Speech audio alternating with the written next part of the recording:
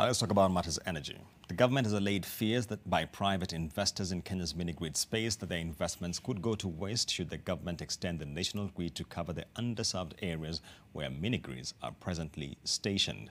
According to the Director General of the Energy and Petroleum Regulatory Authority, the draft mini-grid regulations, which are currently being subjected to public participation, provide for private investors' interests to be taken care of. Mini-grids are off-grid electricity distribution network involving small-scale electricity generation, which target areas that are underserved.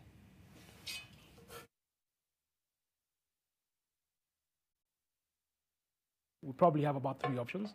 These are 3 options that we are looking at now. One of the options is trying to see how that can be included in the regulatory asset base and recovered through the tariff. One other option is trying to find a way where we look at the asset, see how it's been depreciated, and then have it taken over by one of the state-owned utilities.